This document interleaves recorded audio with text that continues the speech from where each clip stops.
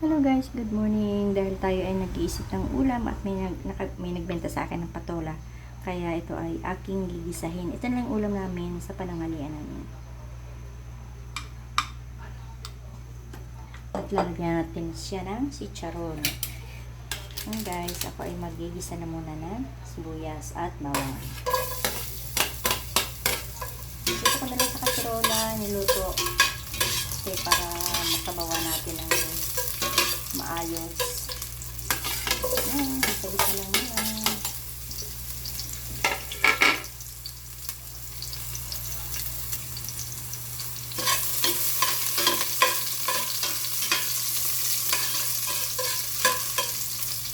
Ayan natin ang patola.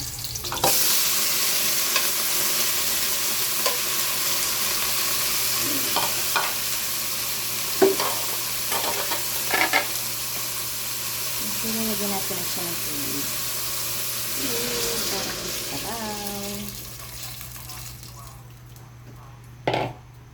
Hintayin na muna natin kumulo ang ating patola.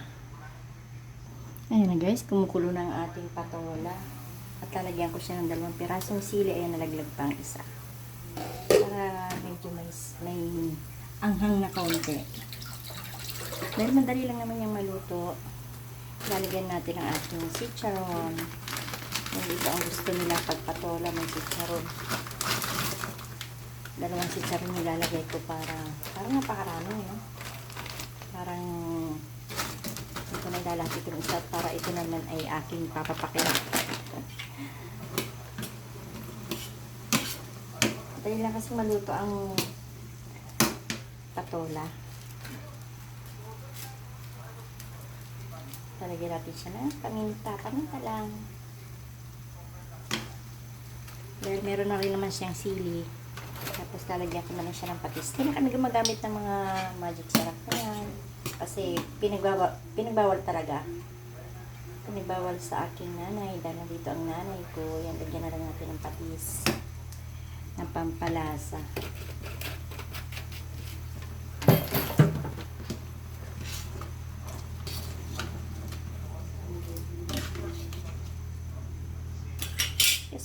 Kahit simpleng gulay lang halo, pag maraming gulay, no, hindi mo na kailangan maglagay ng pasarap kasi matamis-tamis na ang gulay, lalo na yung patola. Ito na, pwede ko na ilagay ang ating miswa. Kanina nakalimutan kong i-on ang aking ilaw ng cellphone. Gusto ko kasi pag may miswa, ayoko na masyadong malapot yung sabaw. Gusto ko sa miswa, medyo may sabaw-sabaw siya. Gahanap pa ako ng atswete. Wala na palang atswete. Hindi ko alam kung atswete bang nandiyan. Kaya hindi ko na nilagay. Pero okay na rin naman to. Ayan. At siguro ilalagay ko na rin to parang medyo konti ang miswa. Bali, apat na pack itong nilagay ko. Natapos yung iba. Hindi ko na nilagay mga durog-durog. Palapit lang yan.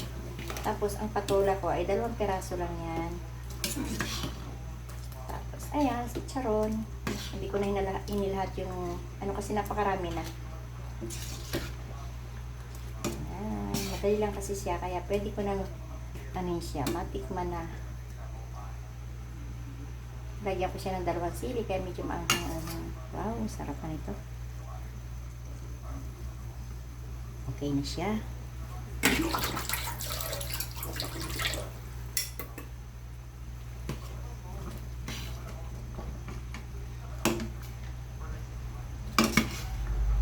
aming ulam ngayon ay patola at miswa. Yan.